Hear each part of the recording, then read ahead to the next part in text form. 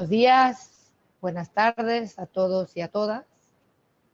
En nombre de la Secretaría del Convenio sobre la Diversidad Biológica, la iniciativa ecuatorial del Programa de las Naciones Unidas para el Desarrollo, del Foro Internacional Indígena sobre Biodiversidad, de la Red de Mujeres Indígenas sobre Biodiversidad y el Foro Envisap, les doy la más cordial bienvenida a todos a la serie de seminarios web sobre integración del artículo 8J y disposiciones relacionadas con los pueblos indígenas y las comunidades locales en la labor del Convenio sobre la Diversidad Biológica, el CDB, y sus protocolos. Mi nombre es Eva Gurría, del Programa de las Naciones Unidas para el Desarrollo, y seré comoderadora del seminario web de hoy con mi colega Viviana Figueroa, de la Secretaría del CDB.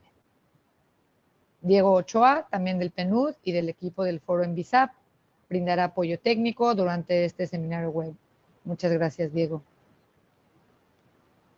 El seminario web de hoy será muy interesante y cubrirá una gran cantidad de contenido relacionado con el artículo 8J del CDB. Vamos a compartir e intercambiar opiniones sobre el artículo 8J de disposiciones conexas. ¿Qué es el artículo 8J? ¿Cuáles son las disposiciones conexas? ¿Y por qué son importantes para los pueblos indígenas y las comunidades locales? Hablaremos sobre el grupo de trabajo sobre el artículo 8J, qué es y por qué es relevante.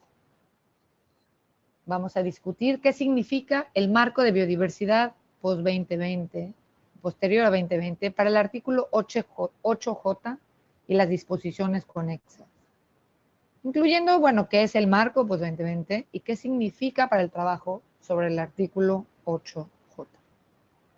Nos centraremos en los habilitadores para la participación plena y efectiva de los pueblos indígenas y las comunidades locales en el trabajo del marco post-2020 del CDB, y también discutiremos lo que significa integrar el trabajo del artículo 8J en el trabajo de los órganos subsidiarios del CDB.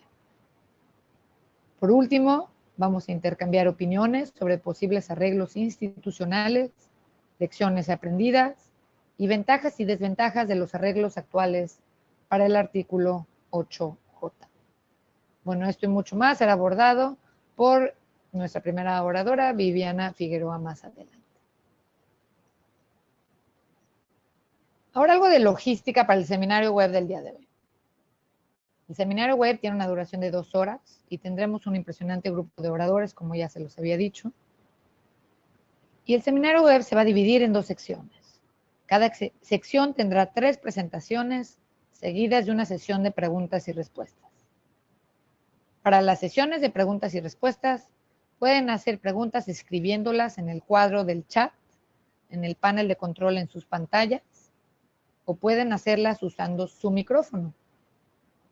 Para hacer esto, deben hacer clic en la mano que se encuentra en el panel de control, en sus pantallas, y Diego o yo abriremos sus micrófonos.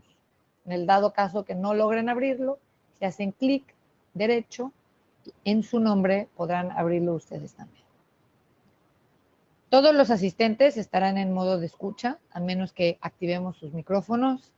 Y a los panelistas les pedimos que se aseguren de que sus micrófonos estén silenciados cuando no estén hablando para reducir el ruido del foro. Ahora, importante recalcar, el seminario web de hoy se complementará con una discusión en línea sobre el mismo tema. Para unirse a la discusión, le pedimos que vaya al sitio web de Equator Connect. La dirección es www.connect.equatorinitiative.org. Y repito, www.connect.equatorinitiative.org. Ahora, después del seminario web, el CDB también les enviará una encuesta a todas las personas que se registraron para el seminario web. Les pedimos, por favor, que completen la encuesta.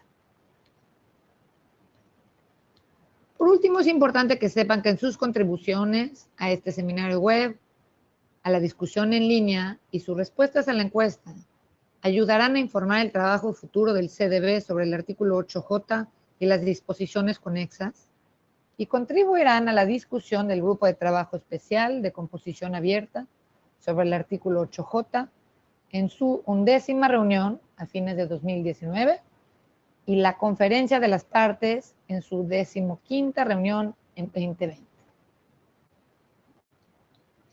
Para obtener más información sobre el foro en línea y el tema de hoy, les pedimos que visiten el sitio web del CDB.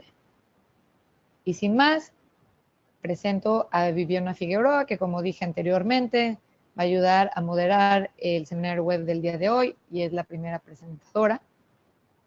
Viviana es una mujer colla de Argentina y actualmente funge como consultora de la Secretaría del CDB, pero como nosotros sabemos, hasta hace recientemente fue oficial de programas para conocimientos tradicionales de la Secretaría.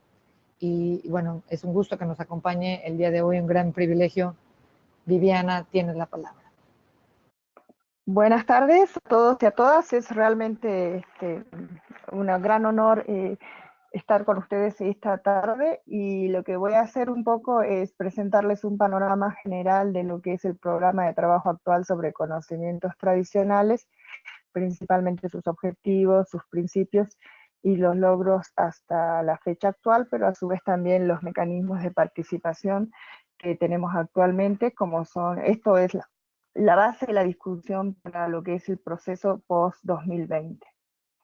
Entonces, vamos a repasar un poco cuáles son las obligaciones que surgen relacionadas a pueblos indígenas de acuerdo al Convenio sobre Diversidad Biológica, el Protocolo de Nagoya, el Protocolo de Cartagena, el programa actual de conocimientos tradicionales, los logros del programa y los acuerdos institucionales, y también por qué es importante integrar los conocimientos tradicionales y las cuestiones relacionadas con los pueblos indígenas y comunidades locales en los sectores económicos.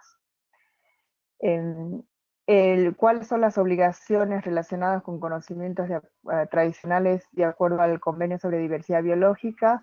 Es principalmente el artículo 8, inciso J, que se refiere a que se respete, preserve y mantenga los conocimientos de las comunidades indígenas y locales, que es su aplicación más amplia, y también que se fomente la distribución equitativa de los beneficios. Otro de los artículos es el artículo 10C, que implica que los países protejan y alienten el uso constitucionario de los recursos biológicos, y a su vez el artículo 17 y 18, que se refiere a cooperación e intercambio de información, incluyendo la repatriación de conocimientos tradicionales. Es importante recordar para el proceso que estamos encaminando hacia el 2020 cuáles son estas obligaciones que se mantienen, ¿no? Pero a su vez uno también a considerar en el proceso 2020 son las obligaciones que surgen del Protocolo de Nagoya. El Protocolo de Nagoya es un tratado que complementa el Convenio sobre Diversidad Biológica, que ha sido ratificado actualmente por 116 países y se refiere a conocimientos tradicionales asociados a recursos genéticos y también recursos genéticos que están en poder de las comunidades indígenas. Es legalmente vinculante para las partes que lo han ratificado, y es importante tenerlo en cuenta también en el proceso a futuro. Otro de los instrumentos importantes es el Protocolo de Cartagena, que se refiere a que es un tratado que busca proteger la diversidad biológica de todo lo que son los impactos de los organismos modificados genéticamente, productos de la biotecnología, y específicamente este protocolo se refiere a los impactos socioeconómicos de estos organismos a las comunidades indígenas y locales. También el Plan Estratégico sobre Biodiversidad que los países adoptaron en el año 2010 y que es 2011-2020 es muy importante considerarlo, especialmente porque cuando se adoptó con la misión de adoptar medidas urgentes para detener la pérdida de la biodiversidad. Este plan estratégico tiene específicamente la meta 18, que se refiere a que los países se comprometieron que para el 2020 los conocimientos tradicionales se iban a ser respetados. Este es un instrumento muy importante porque actualmente se está analizando su implementación, pero a su vez también qué es lo que pasa después del 2020, ¿no? ¿Qué es el programa de trabajo? El programa de trabajo fue adoptado en el año 2000, contiene 6 elementos y 17 tareas. Las tareas están destinadas por una parte a los mismos países, pero también al grupo de trabajo sobre el artículo 8J y a su vez también a la Secretaría. El programa de trabajo que se aprobó en el año 2000 y que se fue revisando en el correr de los años, tiene como, digamos, la duración, digamos, hasta el 2020, por eso ahora estamos hablando qué pasa después del 2020. Y el objetivo de este programa de trabajo es promover la implementación del artículo 8J y garantizar la participación plena y efectiva de los pueblos indígenas y comunidades locales. A partir de la implementación de el programa de trabajo se han obtenido importantes logros en estos años, por eso es que ustedes van a ver acá dice tarea, estas es las tareas del programa de trabajo. Por ejemplo, en relación a la tarea 5 tenemos el informe integrado sobre el estado y las tendencias del conocimiento tradicional, que fue un estudio que se hizo en todas las regiones del mundo. A su vez también el Código de Conducta Tagiwari, las directrices voluntarias Acuicón, el Plan de Acción sobre Uso Constitucionario de la Diversidad Biológica, las directrices voluntarias Mushkashtal, que tienen que ver con el consentimiento informado previo. En la última se adoptó también las directrices voluntarias Rutzler-Hatzig, que es para la repatriación de conocimientos tradicionales y también un glosario de términos y conceptos. O sea, todo este trabajo se ha realizado en implementación del programa de trabajo. Aquí, por cuestiones de tiempo, no me voy a centrar en detallar cada una de las tareas, ustedes todos van a tener en la presentación, pero en el programa de trabajo aún existen tareas que se consideran que no se han trabajado. Sin embargo, las partes o los países van a tener que considerar y analizar en profundidad qué aspectos de algunas tareas ya se han implementado con la implementación o la adopción de otras directrices, ¿no? Pero, por ejemplo, el tema de evaluar los instrumentos existentes relacionados a los derechos de propiedad intelectual es un tema que se ha estado debatiendo también en el marco de lo que ha sido la negociación y la implementación del protocolo de Nagoya. O sea, este es un tema que va a seguir trabajando. Y también otra de los temas que es una tarea pendiente es el tema de los sistemas de incentivos nacionales y la tarea 17 que tiene que ver con los criterios que ayuden a evaluar la aplicación del artículo 8J.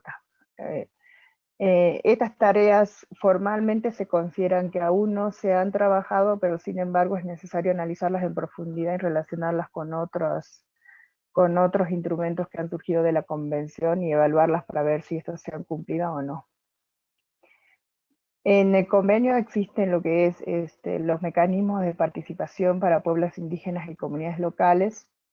La Secretaría tiene un punto focal que es mi colega John Scott, para conocimientos tradicionales y pueblos indígenas. A su vez, la Secretaría como sistema y mecanismo tiene la interacción continua con el Foro Internacional Indígena que nuclea a los pueblos indígenas y comunidades locales alrededor del mundo.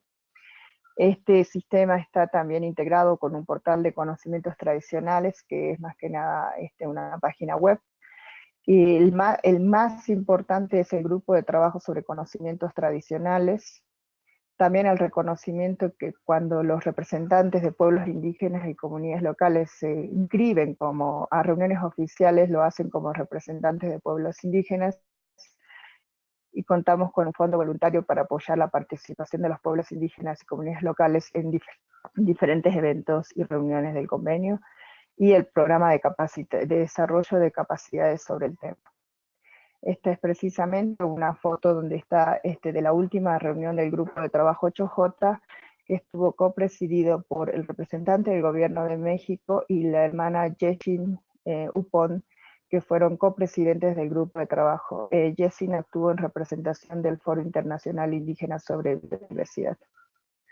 Este es en síntesis estos temas por ejemplo, ser copresidentes de las reuniones oficiales se aplica en el grupo de trabajo 8J, pero no en otros órganos del convenio, como es el órgano asesoramiento científico y técnico, es conocido como SAPTA, o el órgano de implementación del convenio, o la misma conferencia de las partes, que es como la asamblea máxima del convenio. Entonces hay ciertos principios o ciertas prácticas que... Ahora tengo el honor de pasarle la palabra a mi colega Oliver Gilel para que nos comente sobre el tema de integración del tema de conocimientos tradicionales y otros asuntos relacionados a pueblos indígenas en otros sectores, especialmente el sector económico. Bueno, y muchas gracias, Viviana. Qué gusto estar aquí contigo y buenas tardes, buenos días a todos. Mi nombre es Oliver Gilel y yo soy el oficial del secretariado responsable por la cuestión de la integración de la biodiversidad en los sectores económicos y el desarrollo. Entonces, en este sentido, quería, claro, recordar a todos que el texto original del convenio ya se refiere a la necesidad de integrar la biodiversidad y los servicios ecosistémicos en todos.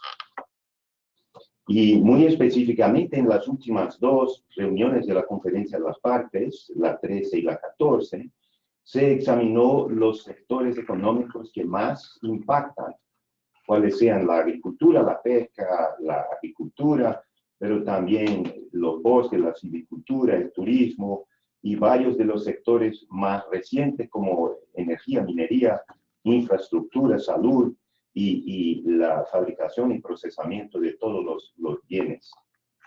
Entonces, eso fue un asunto de gran importancia que fue examinado y los países concluyeron por la formación de un grupo asesor informal sobre el tema para desarrollar un abordaje a largo plazo para la integración de la biodiversidad en los sectores económicos y el desarrollo, como contribución al cuadro estratégico para el convenio post-2020. Entonces, es en ese sentido que lo que estoy queriendo hacer aquí es invitar a los pueblos indígenas y a las comunidades locales a contribuir a ese grupo asesor, lo que tengo el gusto de decir que ya se tienen algunas nominaciones por la parte de los pueblos indígenas y comunidades locales. Y queremos que eso por cierto, contribuirá a un abordaje a largo plazo más bien hecha, y también nos gustaría mucho que los pueblos indígenas y las comunidades locales podrían compartir y aplicar los resultados de ese trabajo a nivel local en su trabajo. Entonces, es claro que los conocimientos tradicionales contribuyen a todos los sistemas productivos. Son importantes a la medida que pensamos en sistemas productivos y de consumo más sostenibles. Es importante que los conocimientos tradicionales y las preocupaciones y asuntos importantes para los pueblos indígenas y comunidades locales sean tomados en cuenta. Pero también es importante notar que los pueblos indígenas y las comunidades locales son actores en eso también. Pueden promover la integración y ya lo hacen por miles de años, en verdad, la integración de la biodiversidad en sistemas de producción. Entonces hay un importante rol de demostración, de compartir con las partes, con los países y otros actores, cuáles son las experiencias de los pueblos indígenas y las comunidades locales. Y finalmente, en ese sentido, es muy importante también el rol de las salvaguardas en todos los procesos de planificación, de financiación, del desarrollo, del apoyo a los sectores económicos. Es importante que los bancos, los agentes privados y las colaboraciones público-privadas en desarrollo tienen que conocer y llevar en cuenta las salvaguardas existentes en el convenio para garantizar un consentimiento fundamental y una participación integral y continua de los pueblos indígenas y las comunidades locales en el tipo de desarrollo que las partes del convenio van a estar discutiendo para el cuadro estratégico post-2020. Entonces, de la parte del secretariado, quiero abrir las puertas e invitar a los representantes en este webinar para que contribuyan a ese proceso y que manténganse informados sobre el proceso de integración de biodiversidad. Muchas gracias Viviana. Buenas tardes. Muchas gracias Viviana y Oliver por sus presentaciones. Y bueno, gracias por mostrarnos los diferentes instrumentos internacionales, las directrices, las herramientas y todo el trabajo que se ha hecho con respecto al artículo 8J sobre conocimientos tradicionales. Y bueno, también contarnos un poco sobre este grupo asesor informal, recordarnos cuáles son las contribuciones de los pueblos indígenas y comunidades locales y la importancia de la salvaguarda.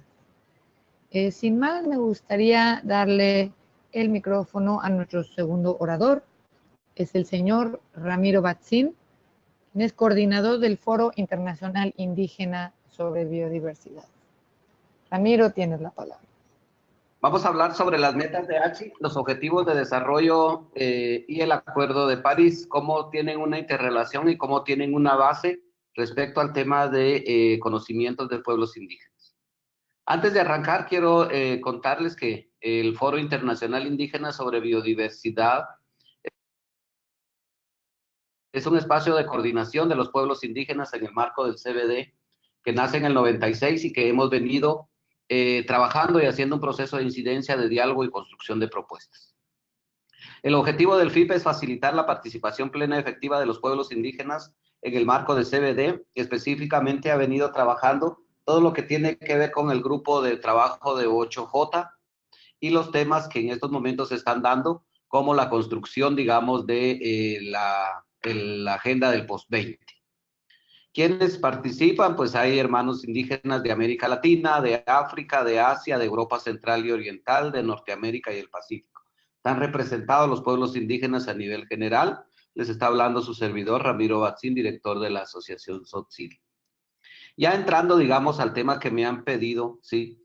¿Cuáles han sido las contribuciones de los pueblos indígenas a las metas de Aichi? Yo creo que ahí es importante plantear que los pueblos indígenas hemos tenido y seguimos teniendo y desarrollando nuestros sistemas de uso, manejo y conservación de los recursos naturales. Estos sistemas son base de la conservación y de lo que plantea las metas de Aichi. Hemos venido desarrollando, digamos, acciones a nivel territorial. Estamos conservando gran cantidad de lo que son las zonas terrestres y marinas. Cuando se está hablando, digamos, de declarar áreas protegidas, de avanzar con las metas sobre, digamos, las áreas protegidas terrestres y marinas, muchas de esas áreas se está hablando que van a estar en territorios indígenas. Y eso es importante, digamos, plantearlo, que esas áreas también deben reconocer esos derechos de pueblos indígenas. Tenemos una meta específica, digamos, sobre conocimientos tradicionales, la meta 18, y aquí es donde los pueblos indígenas han aportado, pero es bueno decirlo, no solo en el tema de los conocimientos, de la meta 18, sino en todas las metas vamos a tener de base el tema de los conocimientos tradicionales. Luego, ¿cuáles son las contribuciones de los pueblos indígenas a los logros de los objetivos de desarrollo sostenible? Y aquí es importante, digamos, de ver lo que en Cachiquel le llamamos el Utzcaslemal, que es el modelo de vida, ¿sí? Ese modelo de vida los pueblos indígenas lo plantean y que tiene que ver con cada uno de esos objetivos de desarrollo sostenible. Pero también es importante ver que los objetivos de desarrollo sostenible están planteando, digamos, superar el tema de pobreza y hambre. Pero lamentablemente, hoy por hoy los pueblos indígenas están en esas zonas vulnerables, están catalogados como los más pobres y dentro de pobreza extrema.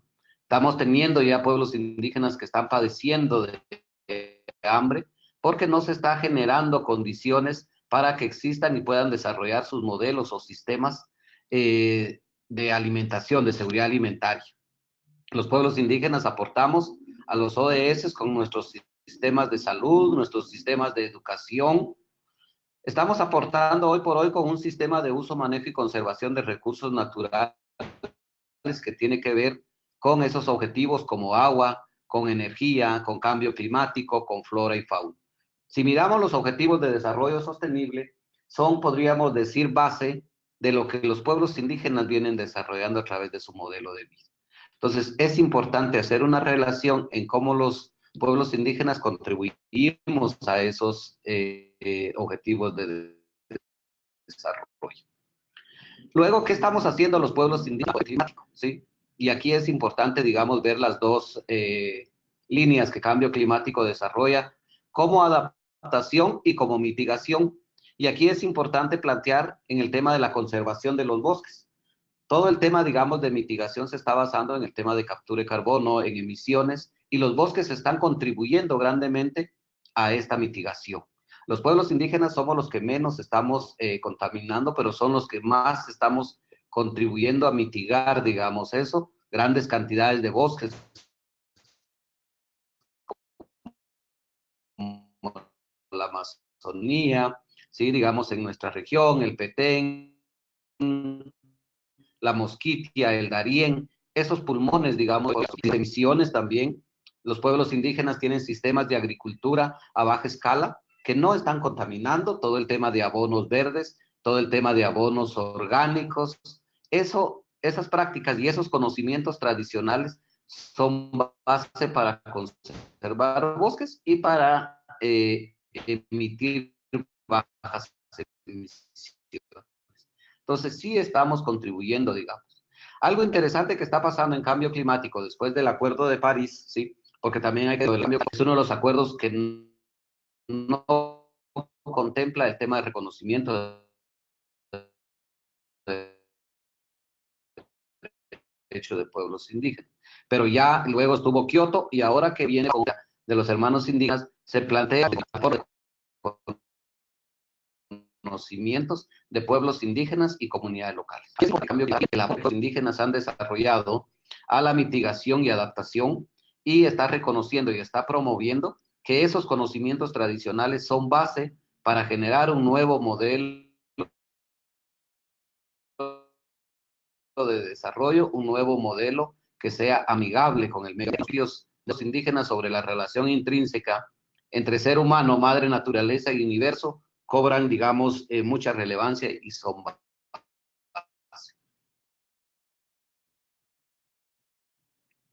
En el tema, digamos, de estamos viendo H, estamos viendo ODS y cambio climático.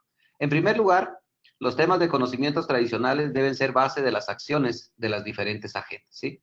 Debe haber una interrelación entre estos componentes, porque a la hora de empezar a cumplir las metas de H, automáticamente vamos a estar cumpliendo lo que los ODS se está planteando y eso va a hacer que exista una reducción de emisiones fuertes en el, ¿cómo se llama? Y que podamos lograr el Acuerdo de París. Entonces ahí cobra mucha importancia la integración de estos tres temas. Luego es importante una investigación en procesos de conservación, en el tema de áreas protegidas y en el tema de desarrollo sostenible.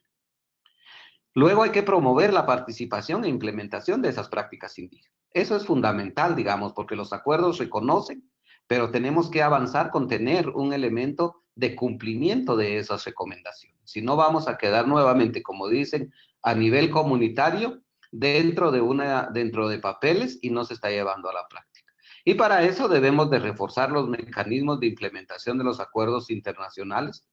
Debemos de trabajar para que los acuerdos internacionales bajen a nivel nacional y, lo más importante, se apliquen a nivel local. Establecer mecanismos de cumplimiento obligatorio.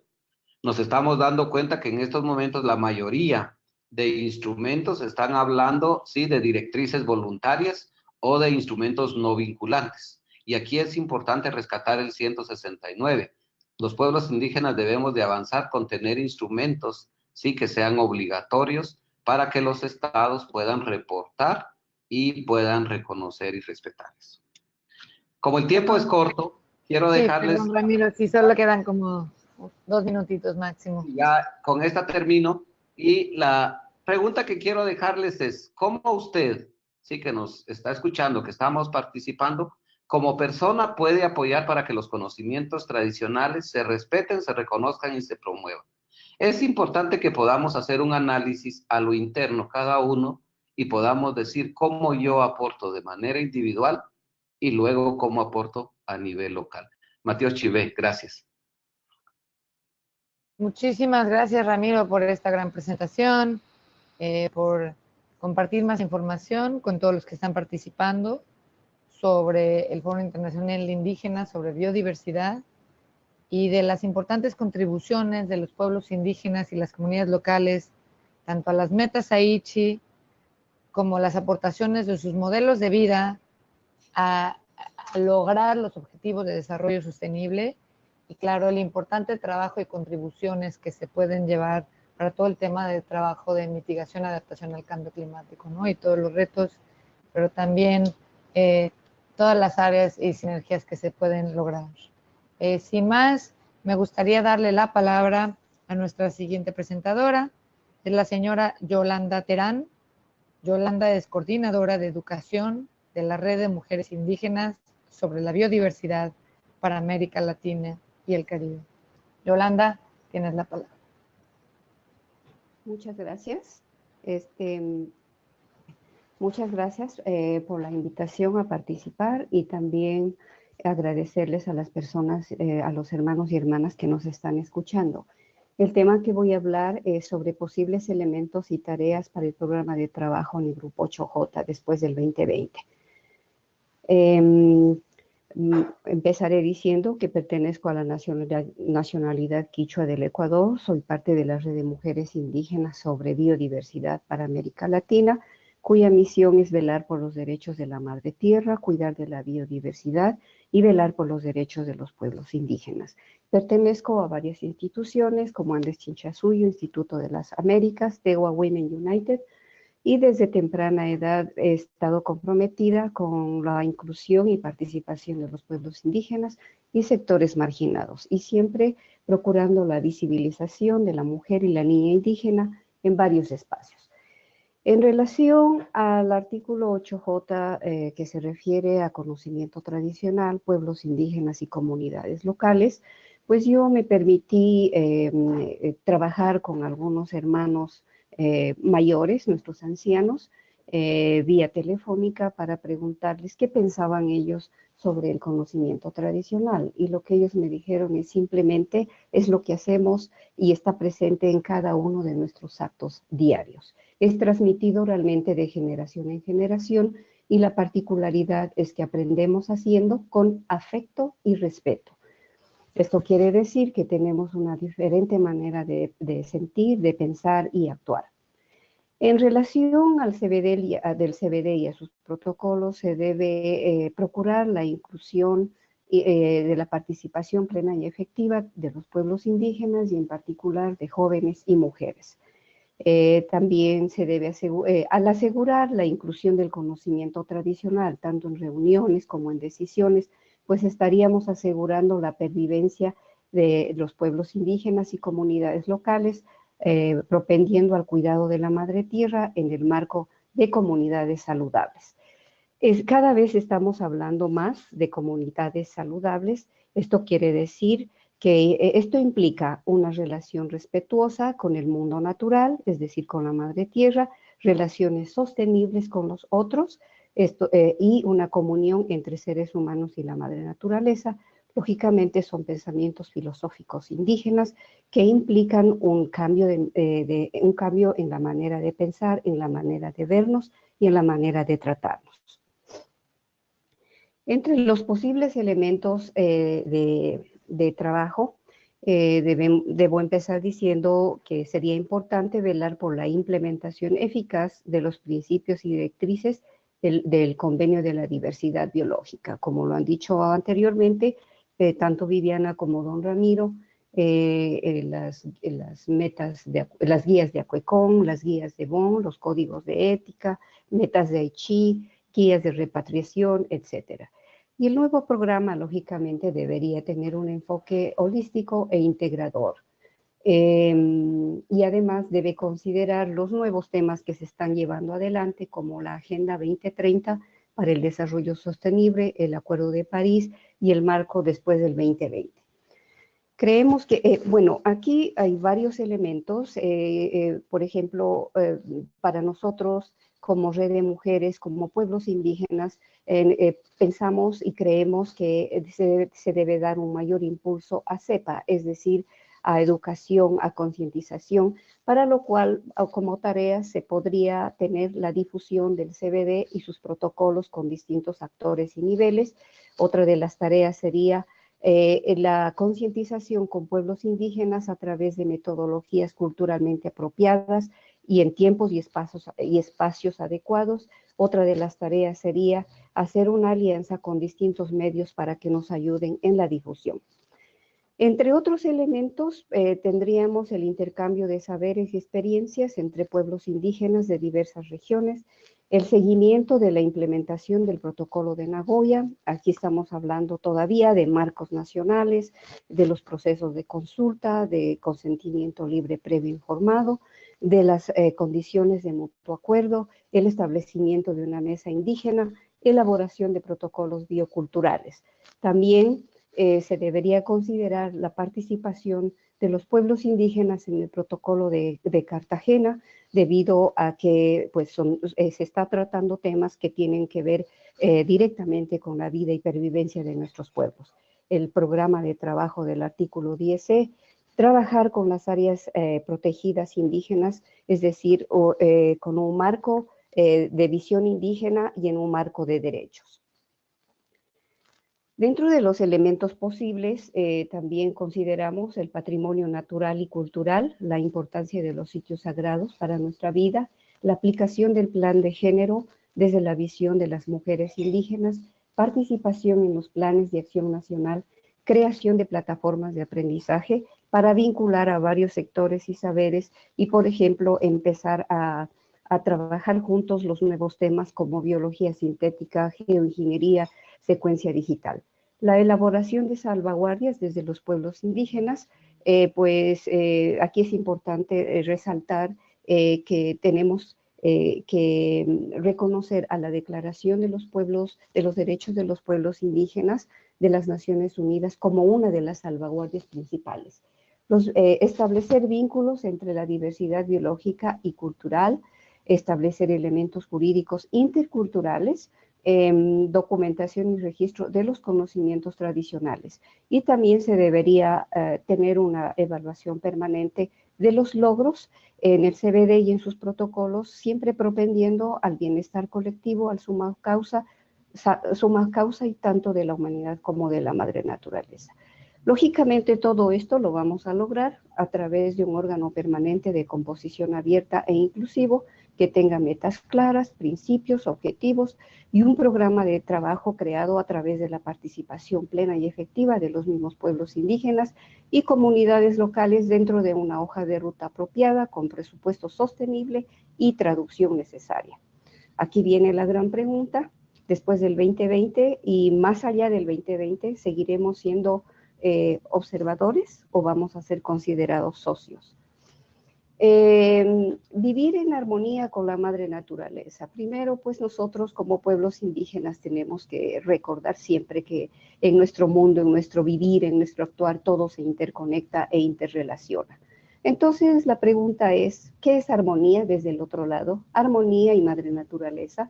Y aquí también yo recojo algunos pensamientos de compañeros, de hermanos y hermanas indígenas, pues que nos llaman a la utilización, a la coexistencia respetuosa primero, a la vida y satisfacción de los pueblos indígenas, al cuidado, trato y uso de la madre tierra con la debida moderación, según las leyes naturales y valores de los pueblos indígenas.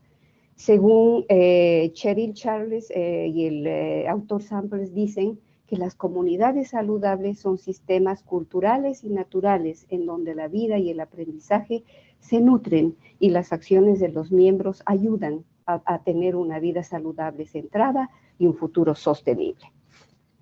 Quisiera dejarlos con algunas preguntas individualmente y a nivel colectivo. ¿Cuál es y será su contribución en el diseño del plan de trabajo del 2020 para el grupo de trabajo Chojota?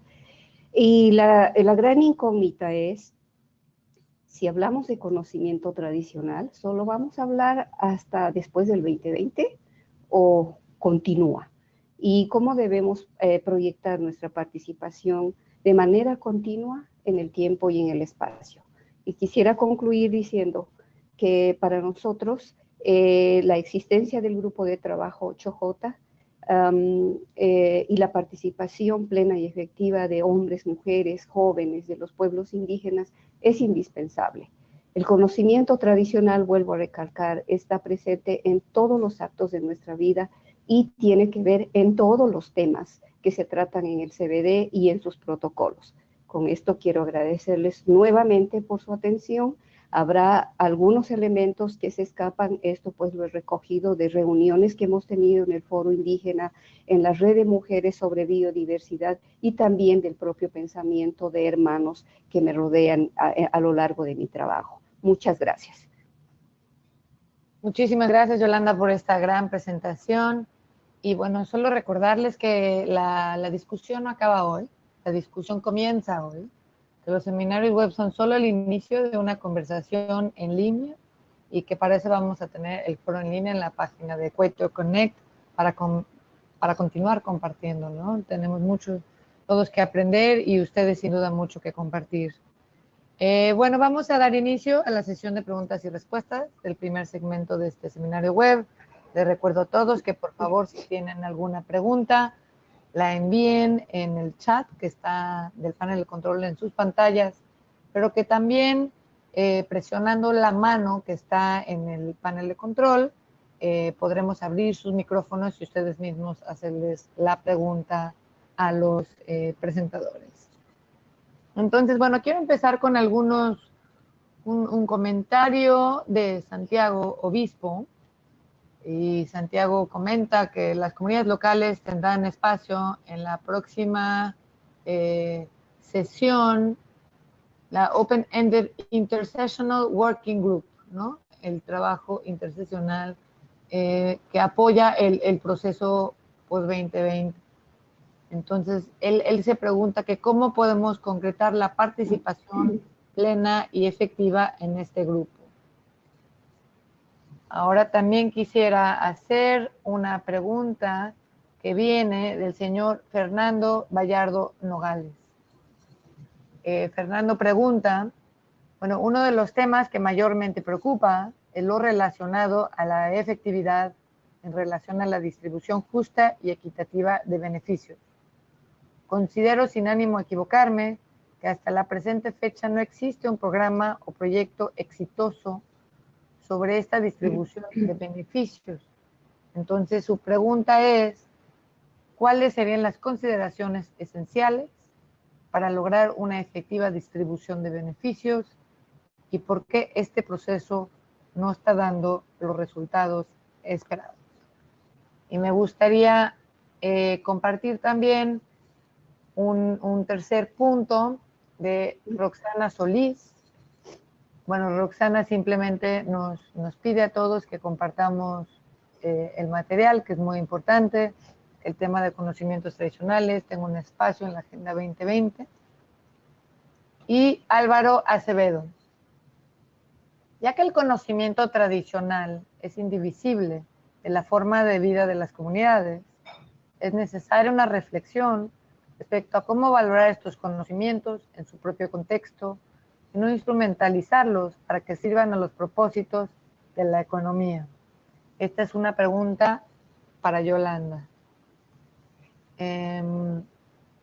Y si me permiten, simplemente por cuestión de tiempo, les hago una última de Isaac y a ver si podemos tener otra ronda de las preguntas del chat. Y tengo una mano en línea de Marina Leticia. La pregunta de Isaac. Bueno, no hay duda del enorme e importante aporte de los pueblos indígenas. Las presentaciones que escuchamos nos recuerdan esto y le dan una dimensión importante en esta época de crisis y pérdida de la biodiversidad.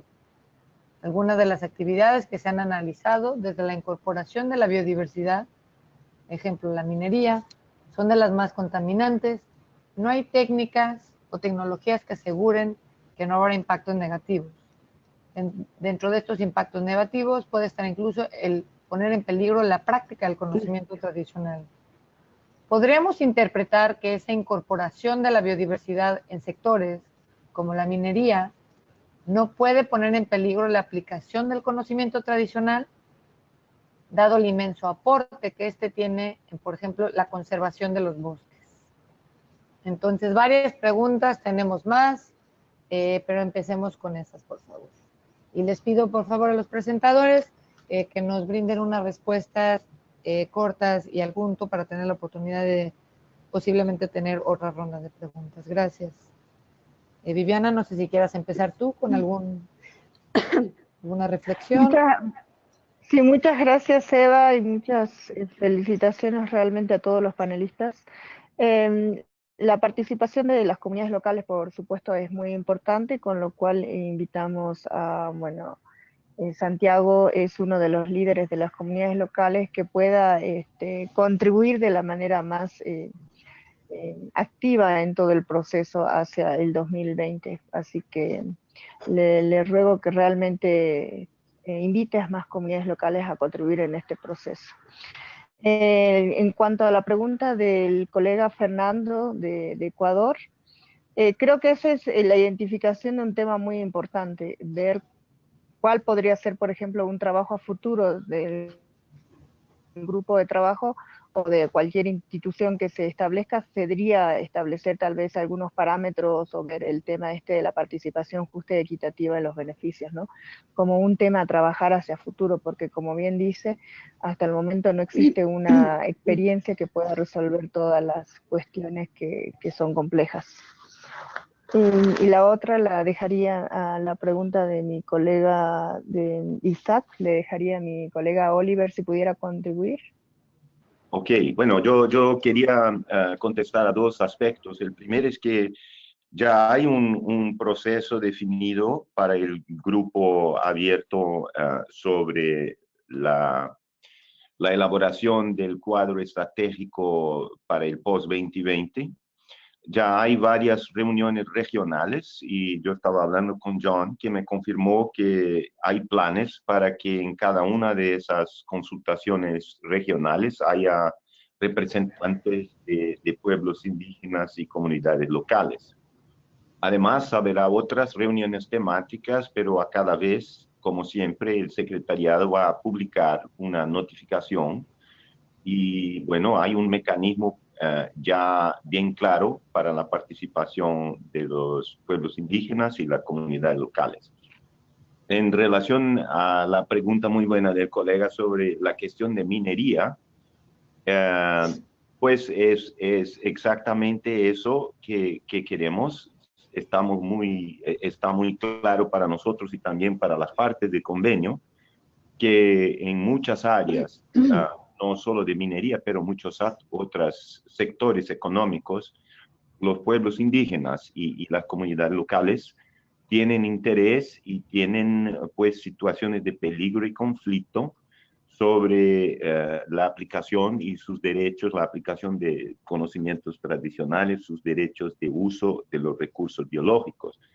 Y como parte de este grupo informal consultativo, vamos a estar involucrando, por ejemplo, el Consejo Internacional de Minerales y Minería, que ya tiene directrices, varias directrices sobre construcciones e infraestructura y extracciones minerales, y donde podríamos también, pues, involucrarlos y preguntarlos y pues provocar una discusión sobre la cuestión de los derechos y la participación y las salvaguardas en el desarrollo de proyectos en minería, pero también en energía, en infraestructura y muchos otros. Entonces, justamente el grupo informal consultativo es una manera, y queríamos pues invitar y contar con el apoyo de los pueblos indígenas y comunidades locales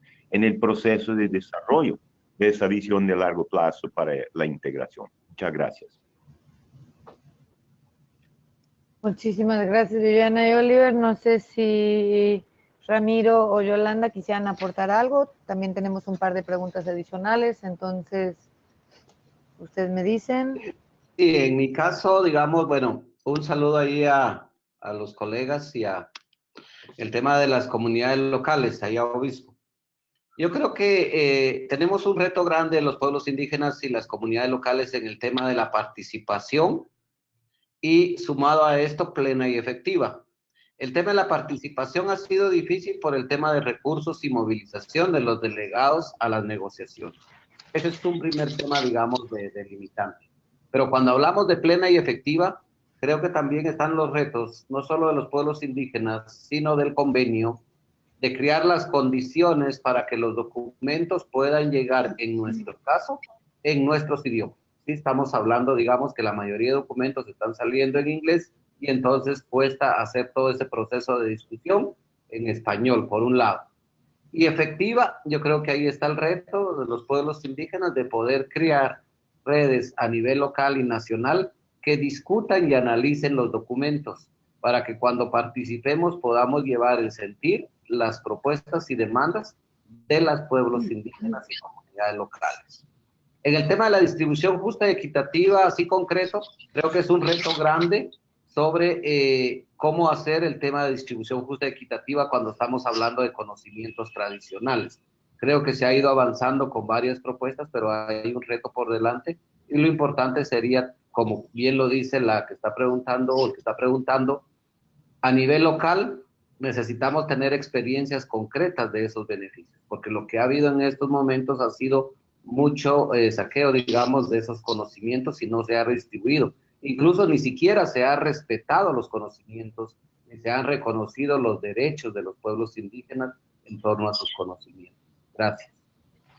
Listo, muchas gracias. Y bueno, me gustaría tomar la oportunidad de leer algunas otras preguntas y tomar la de Miriam. Yolanda, si me permites, y te doy la palabra a ti luego, simplemente para tener algunas más antes de seguir a la siguiente parte de este seminario web. Miriam, voy a abrir tu micrófono. Miriam, ¿Masaquisa? Aló, sí. Hola, ¿qué tal? ¿Tenías una pregunta? Sí, buenas tardes. Muchas gracias por la importante presentación que acaban de hacer los panelistas. La había escrito, pero de todas maneras, ya que me permiten, quisiera un poco conocer si existe algún proceso de monitoreo a los estados para medir el nivel de implementación de los compromisos mencionados. Viviana hizo un excelente trabajo de visibilización de en cuántos procesos los pueblos indígenas participan y en qué nivel, pero también quisiera saber si existe algún documento en el que es preparado para información de todos. Esto para medir y para saber dónde exactamente debemos de apuntar nuestros esfuerzos. Gracias. Muchísimas gracias, Miriam. Ahora quiero leerles algunas preguntas que tenemos en línea y Yolanda, tienes la palabra justo después. Tenemos una pregunta de Vivian Solís de Costa Rica. Ella se pregunta si todo este tema de conocimiento tradicional, bueno, se ha orientado a la pesca de pequeña escala, tanto en ríos como en el mar, y mecanismos de participación de este sector en grupos de discusión, tanto de pueblos indígenas, y bueno, que si hay alguna persona de contacto con la que ella pudiera hablar sobre este tema. Laura Bermúdez nos pregunta cómo incluir el tema de mujer indígena efectivamente en el post-2020. Y Yolanda, tú aludiste a este tema, entonces tal vez podrías contestar esta pregunta. Paz, bueno, felicitaciones por las presentaciones y quiere saber el rol que deben y pueden tener las universidades en cuanto a espacios de gestión y sistematización de conocimientos para la distribución justa y equitativa de beneficios por su trabajo territorial. Teresa Cruz, bueno, saluda a todos y considera que debemos analizar cuánto se ha avanzado en la incorporación de la protección a los conocimientos tradicionales de las legislaciones nacionales y su efectividad, porque en estos momentos cree que no se ha avanzado. Y la última, y eso no es decir que es la última de las preguntas, es la última que voy a leer yo, dado que ya no tenemos tiempo, pero les prometemos a todos que vamos a enviarles estas preguntas a los presentadores y pedirles respuestas para ustedes.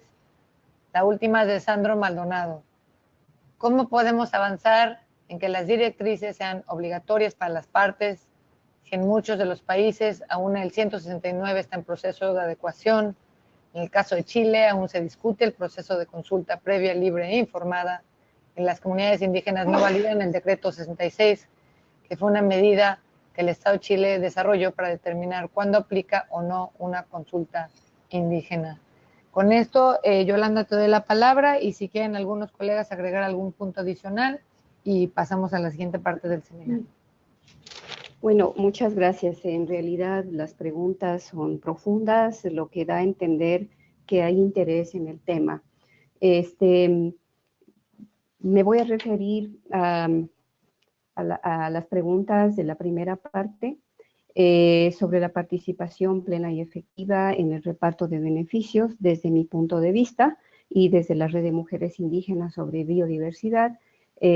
Pensamos que es importante nuestra inclusión desde el inicio, es decir, tenemos que entender el procedimiento desde el comienzo, estar presentes en todas las fases, es decir, entender qué es un acceso, después del acceso, qué son los términos de mutuo acuerdo, y ahí lógicamente vamos a ir determinando y definiendo roles, manera de inclusión, cómo vamos a coparticipar, de qué manera se va a hacer el reparto de beneficios, cuáles son los porcentajes, por cuántos años.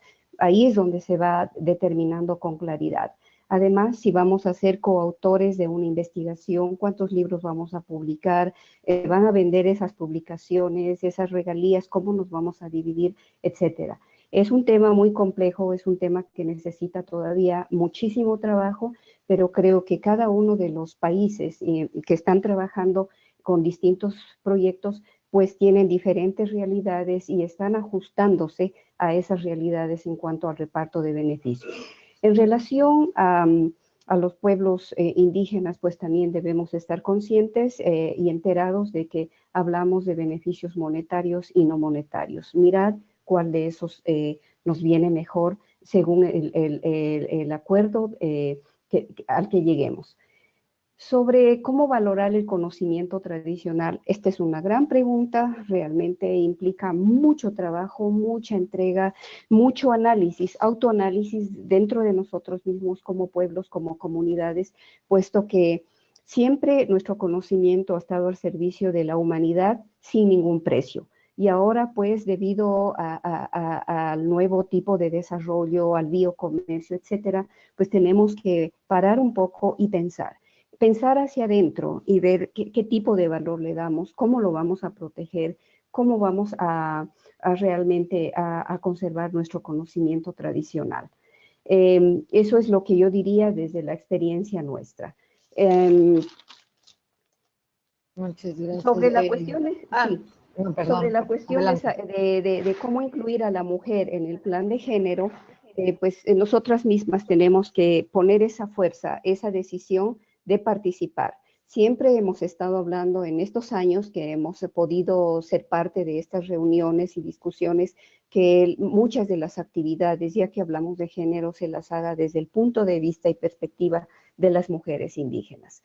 Y en cuanto al rol de las universidades, nosotros podemos hacer mucho. Yo misma, por ejemplo, desde la Universidad de Nuevo México trato de ser un puente en todo nivel con los pueblos indígenas y comunidades locales. Gracias. Muchísimas gracias, Yolanda. No sé si Ramiro, Oliver o Viviana tengan algún comentario adicional sobre estas preguntas antes de dar paso a la siguiente parte del seminario. A mí, eso es Oliver. Yo quería contestar un poco sobre la cuestión por ejemplo, una de las estrategias que el secretariado está escogiendo para facilitar que el convenio tenga más fuerza en términos de la implementación y de la defensa y la participación de los derechos de los pueblos indígenas y comunidades locales, es encorajar a las partes y al sector privado y a las ONGs y a todos los actores para hacer compromisos concretos de aquí hacia el 2020.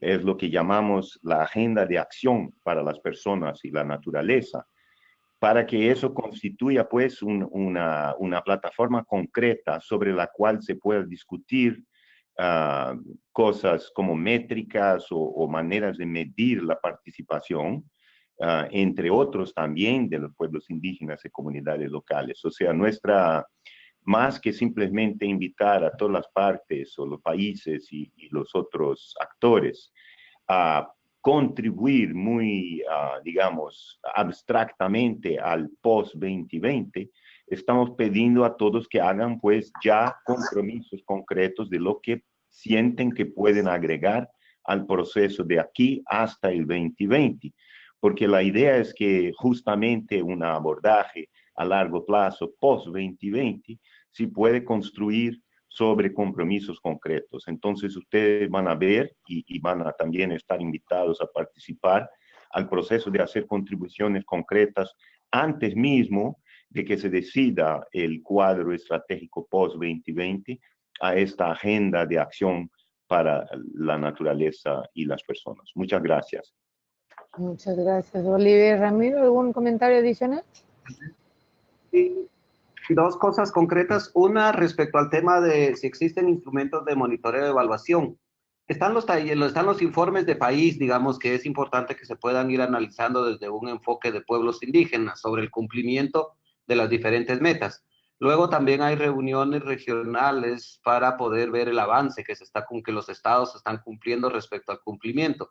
Y ahí es donde los pueblos indígenas debemos de estar para plantear desde nuestros propios indicadores y de nuestras propias vidas, cómo se está cumpliendo, digamos, con el respeto de nuestros derechos. ¿Cómo participan las universidades? Y yo creo que es muy importante, digamos, hacer un diálogo entre las universidades y los pueblos indígenas, porque unos son los que están haciendo procesos de sistematización y están haciendo procesos de transferencia de conocimientos. Las universidades deben de tener un papel de hacer procesos de transferencia desde los conocimientos indígenas, tomando en cuenta las tecnologías modernas. Creo que hay que ver hacia atrás y ver hacia el futuro para que la juventud pueda tener realmente un modelo de educación que esté basado, digamos, en este caso, a las metas, a los objetivos y a lo que está planteando los convenios internacionales. Gracias. Muchísimas gracias, Ramiro, y a todos los presentadores de este primer segmento. Ahora, y bueno, sí, dime, Viviana, por favor. Perdón, simplemente quería mencionar que responder a la pregunta de la hermana Miriam Masaquiza del Foro Permanente. Los países tienen la obligación de presentar sus informes nacionales de cómo están implementando la convención, y justamente en diciembre pasado han presentado su 5º informe nacional, con lo cual en este momento la Secretaría está analizando esos informes y prontamente tendremos un estudio sobre lo que es la meta 18 sobre el plan estratégico sobre biodiversidad, y por supuesto podremos compartirlas con todos. Gracias. Muchísimas gracias, Viviana, y a todos por sus preguntas. Como les comentaba anteriormente, bueno, si no las podemos responder el día de hoy en este seminario, las vamos a subir al foro en línea y les vamos a pedir a los presentadores que nos envíen sus respuestas. Ahora, el siguiente orador es el señor Rodrigo de la Cruz. Rodrigo es asesor y consultor en temas relacionados con el conocimiento tradicional, los recursos genéticos y la propiedad intelectual. Rodrigo, tienes la palabra. Ok, voy a tratar de intentar subir la voz. Buenas tardes con todas y todos. Y gracias también por el espacio y por este foro en línea que se ha generado desde el secretariado. Bueno, en mi caso, pues me han pedido hacer contribuciones en relación a posibles arreglos o mecanismos operativos institucionales en relación a un futuro programa de trabajo para el artículo 8J. He pedido a Viviana que por favor me ayudara con la pantalla. La siguiente, por favor. Gracias. Bueno, en mi caso, yo pertenezco al pueblo indígena Quichua de acá del Ecuador, del pueblo Cayambi, del norte del Ecuador, y bueno, soy una persona activamente involucrada en estos temas en mi país,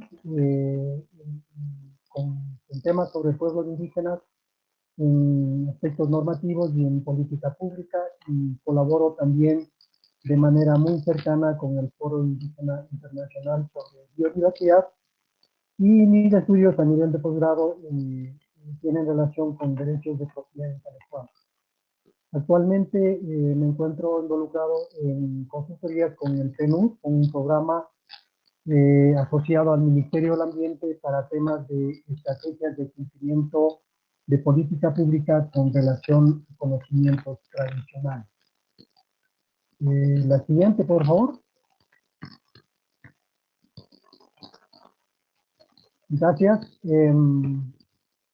Bueno, un posible arreglo institucional para ser considerado en el proceso posterior post-2020 relacionado con conocimientos tradicionales. Bueno, y creo que hemos tenido a mano el último documento generado por la COP14 respecto de las varias opciones que se han estado planteando y puesto sobre la mesa. Y en ella hay algunos esfuerzos que desde los estados, desde las partes, se han mencionado de un posible arreglo institucional, así como también por parte de los pueblos indígenas. Y creo que previamente es fundamental tener presente de que cualquiera sea este posible arreglo institucional, tener de por medio de que el convenio mismo como tal, la COP5, y muy concretamente tomó una decisión trascendental de dar un espacio protagónico al Foro Indígena Internacional sobre biodiversidad y sus tareas de asesorar a las COP y en todos los aspectos relacionados con los conocimientos tradicionales. Y se generó, ¿no es cierto?, un plan de trabajo. Visto de esta manera, yo creo que una buena parte de estados, también actores de los pueblos indígenas, han sido partidarios de que en una nueva fase, ¿no es cierto?, del programa de trabajo para el 8J, debiera estar encaminado hacia propender un proceso de mayor inclusión y generación de iniciativas que efectivamente vayan a cumplir de manera efectiva las disposiciones relacionadas con conocimientos tradicionales para todos los asuntos relacionados con el convenio y sus protocolos. Entonces, en mi perspectiva, en mi parecer, como una opción posible a estudiar, obviamente, podría ser generar un organismo subsidiario permanente sobre conocimientos tradicionales. Con todo, quisiera aquí solicitar de que el secretariado debiera hacer un estudio más a fondo, ¿no es cierto?, sobre mecanismos institucionales y sobre todo perspectivas, las implicaciones financieras que esto conlleva para un organismo subsidiario permanente sobre conocimientos tradicionales. En cualquier caso, un nuevo mecanismo para este nuevo programa de trabajo debiera conservar por principio, ¿no es cierto?, y por derecho, la participación plena y efectiva de los pueblos indígenas y comunidades locales, incorporando la equidad de género, ¿no es cierto?, hacia conseguir logros que realmente sean efectivos con resultados eficientes y prácticos. La siguiente, por favor.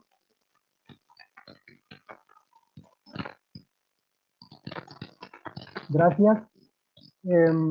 ¿Por qué es posible, por qué este posible arreglo institucional es importante en el proceso posterior 2020 relacionado con pueblos indígenas y el convenio y sus protocolos?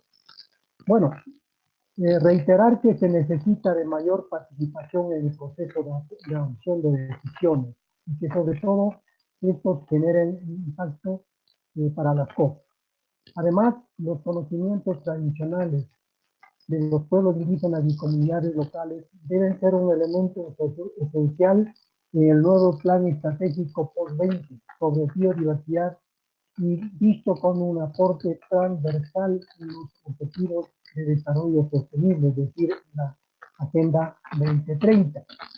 Entre las tareas propuestas para el nuevo plan de trabajo, aquí ya se han mencionado varias de ellas, ¿no es cierto? En el último documento resultante de la COP, tenemos como unos 23 elementos y cada uno de ellos con sus propias tareas.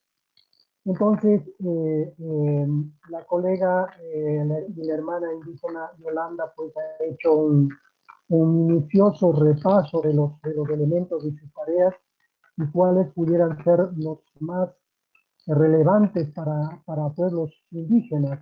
Y creo que en mi caso sí me gustaría poner énfasis en que el desarrollo, por ejemplo, de un sistema sui generis para protección de conocimientos tradicionales, me parece que este es elemental. Dado que en perspectiva, como el nuevo reto y desafío, es que efectivamente se se lleve a la práctica, ¿no es cierto?, aquella demanda de distribución justa y equitativa de beneficios. Me parece fundamental de que los conocimientos tradicionales gocen de un mecanismo legal internacional de protección. Entonces, estamos aquí hablando de que un nuevo plan de trabajo, ¿no es cierto?, que tome en consideración nuevamente o que retome, porque aquí estaba en el actual plan de trabajo, la discusión y adopción de un posible sistema de protección de conocimientos tradicionales.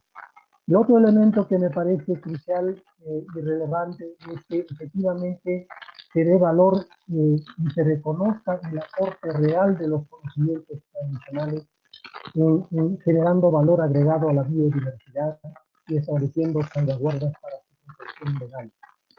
Entonces, esto igualmente es fundamental tenerlo presente. Mucho hoy está de moda en que el tema del desarrollo sostenible, la bioeconomía es un factor, un elemento elemental, ¿no es cierto?, para dar alternativas de desarrollo a los pueblos indígenas que se sustentan a través de la biodiversidad. Entonces, este es un reto realmente intangible. El otro aspecto es que... Perdón, Rodrigo, por interrumpir. Solo nos queda 1 o 2 minutitos para acabar esta presentación. Gracias. Por favor, el otro aspecto es el elemento de la cooperación interagencial con otros organismos que se pudo ver en la pantalla. También es importante en la siguiente pantalla, por favor, Viviana. Gracias. Aquí, respecto de las características del grupo asesor, aquí se está hablando de constituir un grupo asesor informal con participación de pueblos indígenas. Esto me parece que es importante y que sus funciones principales, entre otras, debieran ser, ¿no es cierto?, a través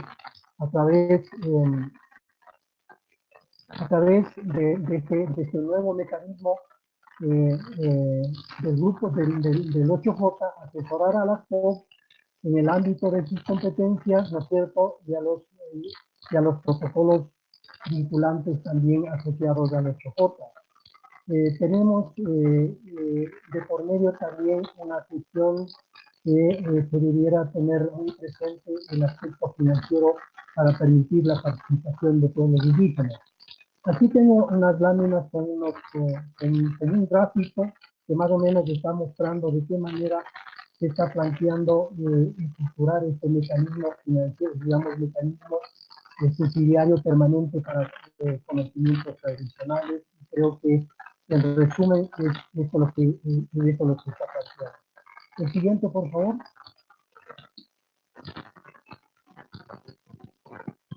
La siguiente pantalla, por favor.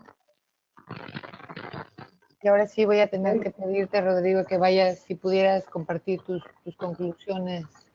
Sí, ok, solo ya es manera, en realidad, para todo el grupo que está online, una pregunta, ¿no? ¿Será posible una alianza plena y efectiva de los pueblos indígenas con las partes del SDB a través de un nuevo mecanismo de cumplimiento del plan de trabajo sobre los OCJ y disposiciones conexas que garanticen la protección legal internacional de conocimientos tradicionales y que permitan el cumplimiento del consentimiento fundamentado previo y la distribución equitativa de beneficios? Creo que esto es un aspecto de fondo y sustantivo de las discusiones que se vienen para adelante. Muchas gracias y gracias por el espacio. Muchísimas gracias, Rodrigo, por esta fantástica presentación. Como lo comentaba anteriormente, va a ser importante agregar muchas de estas ideas y continuar esta discusión en el foro en línea, ya que nos queda mucho por discutir y aprender. Gracias por recordarnos compartir tus ideas sobre el establecimiento de un órgano subsidiario permanente para conocimientos tradicionales, tus recomendaciones sobre el proceso de adopción de decisiones, la idea de un desarrollo de un sistema sui generis para la protección de conocimientos tradicionales y, claro, todo el tema de la cooperación interagencial, muy, muy importante. Ahora le voy a dar la palabra a nuestro siguiente ponente. Nuestro siguiente orador es el señor Jorge Adrián Murillo Ferrer. Jorge Adrián es punto focal del Ministerio de Relaciones Exteriores de Colombia para las negociaciones del Marco Global para la Biodiversidad post-2020. Adelante, Jorge, tienes la palabra. Muchas gracias, Eva, por el espacio, por otorgarme la palabra y en general por la oportunidad de poder exponer un poco las visiones de Colombia frente a este tema tan importante, el futuro del grupo de trabajo de 8J y disposiciones conexas en el marco post-2020. Como bien lo dijiste, yo soy punto focal de Cancillería para este proceso. No tengo una experticia puntual sobre el trabajo del grupo 8J, pero decidimos abordarlo desde esta perspectiva precisamente porque queremos mantener una visión integral frente a todos los grandes procesos que en el marco del convenio van a estar interrelacionados con los desarrollos de las negociaciones post-2020. Sin embargo, aquí en el foro está presente nuestro punto focal nacional para el trabajo del grupo 8J, Laura Bermúdez, que también pues, podrá apoyarnos a resolver cualquier consulta que pueda surgir. Entonces, dicho esto, permítanme empezar desde adentro hacia afuera, precisamente para poder compartir con ustedes la lógica que le ve el Gobierno Nacional de Colombia a este proceso, a los elementos de un posible programa de trabajo posterior al 2020 para el Grupo 8J y a los posibles arreglos institucionales que se contemplan hoy en día en el marco del convenio. Como verán, Colombia cuenta con una amplia diversidad étnica que se manifiesta con la presencia de comunidades y pueblos indígenas, negros, afros y raizales, palenqueros y rom también, reconocidos como sujetos de derechos fundamentales, tanto en zonas rurales como en zonas urbanas. En conjunto, estos grupos étnicos representan para 2005, que fue el último censo que se llevó a cabo, el último censo con ya los datos pues completos, representan el 14.06% del total de esta población, de la población nacional. Para 2016 se estima que la población indígena alcanzó un total de 2.085.000 personas y la población de negros, afro-raizales y palenqueros más de 4 millones de personas, casi 9.000 personas para el pueblo rom. La población indígena vale la pena tener en cuenta que corresponde oficialmente a 87 pueblos en el territorio nacional colombiano, con 68 lenguas amerindias reconocidas también oficialmente para el uso en estos territorios indígenas. Según nuestra Agencia Nacional de Tierras, para julio del 2018, se estima que aproximadamente 38.000 hectáreas se concentran en territorios de grupos étnicos que es aproximadamente el equivalente al 33% de la superficie continental del país. El gobierno nacional ha adoptado su Plan Nacional de Desarrollo para el cuatrienio 2018-2022, y en el marco de este Plan Nacional se ha acogido un pacto particular por la equidad de las oportunidades de los grupos étnicos, con el fin de impulsar una serie de políticas y medidas orientadas a garantizar el cumplimiento de sus derechos y de fortalecer las capacidades de estos grupos en la gobernanza territorial. Hay una estrategia puntual en el marco de este pacto, titulada Producir conservando y conservar produciendo, que tiene 3 objetivos fundamentales. El primero de ellos es fortalecer la gobernanza de las comunidades étnicas para la protección y los usos sostenibles de los ecosistemas y la biodiversidad. Y esto teniendo en cuenta que los pueblos indígenas y las comunidades locales son un actor clave en la protección y manejo de los bosques en el país. 53% de los bosques naturales se encuentran en territorios étnicos, 30% de las áreas protegidas traslapan también con estos territorios, y el 15% de la deforestación para el año 2017 se concentró también en estos territorios, así que reconocemos que es necesario trabajar de la mano con los pueblos indígenas para atender estas problemáticas.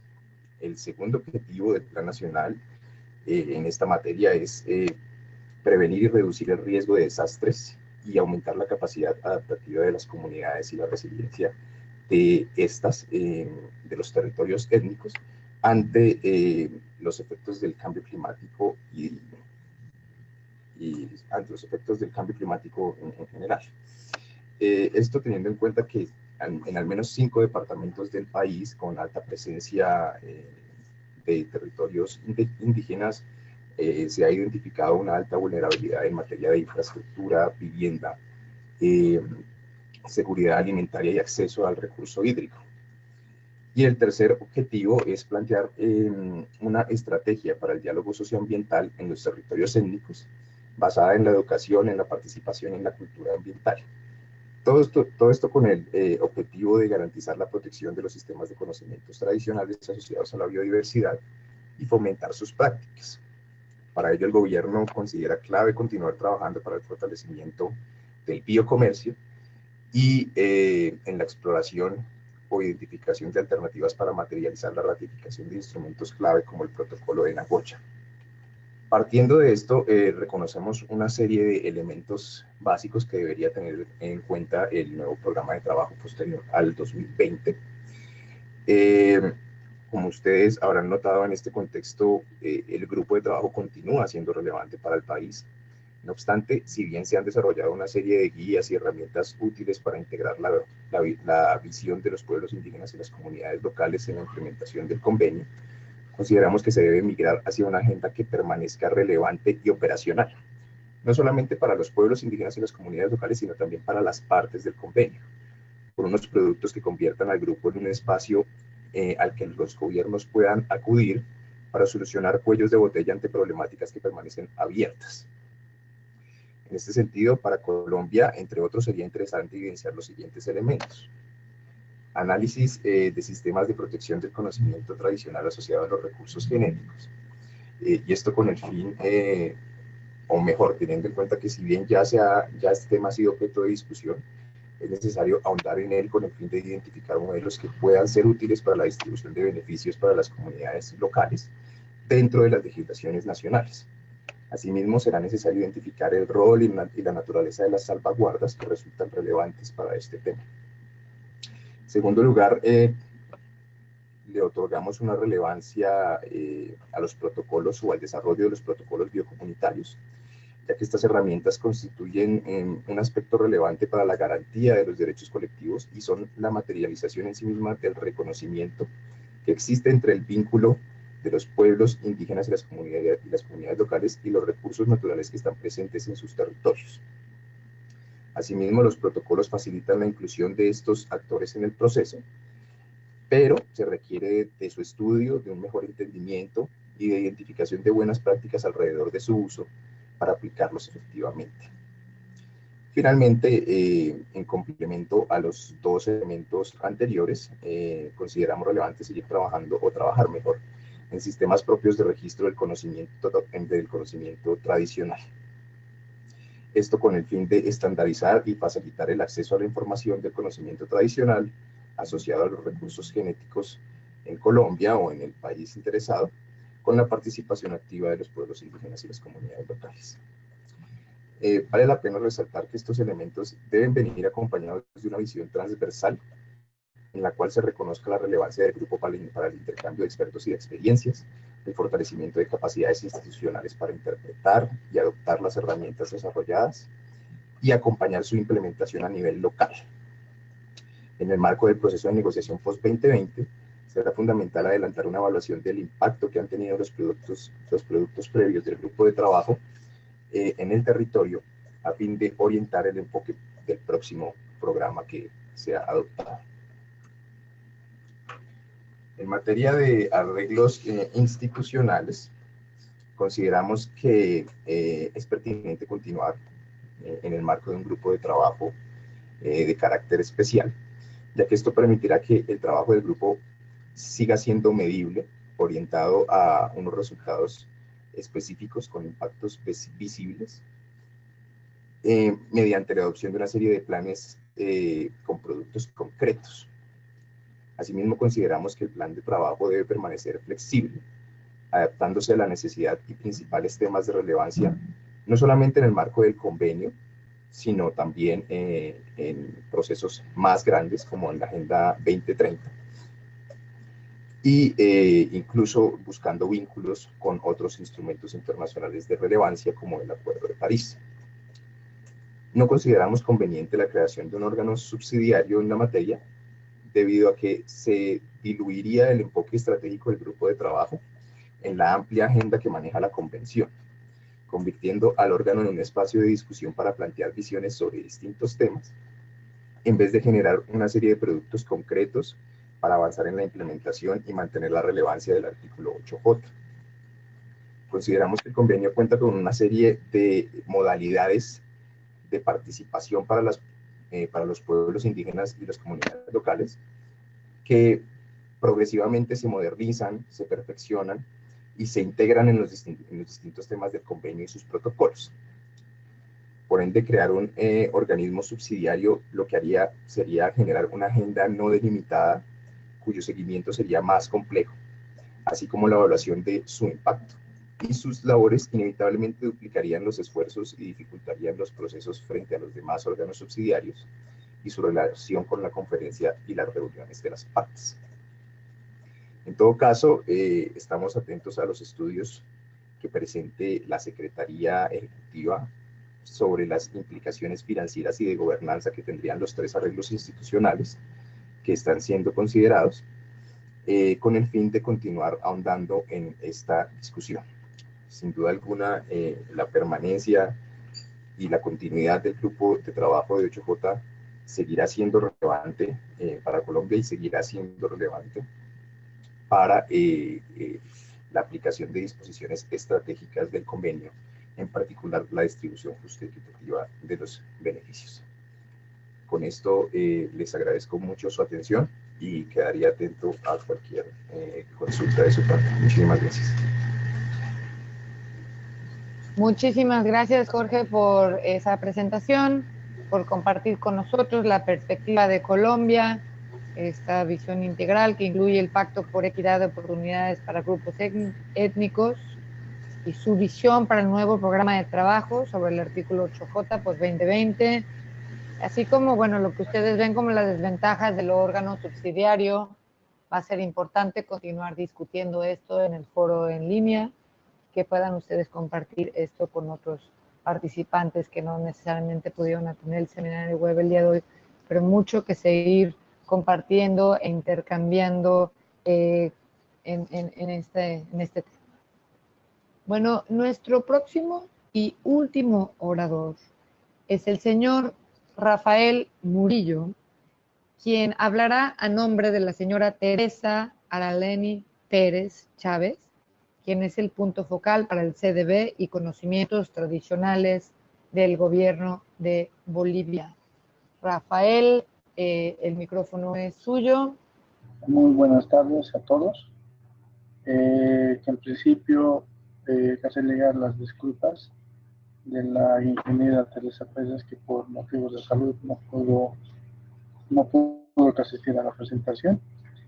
Yo voy a hacer la presentación que hemos preparado para este foro, este tema que es tan importante sobre la integración del artículo 8J y las disposiciones relacionadas con los pueblos indígenas y las comunidades locales, ¿no?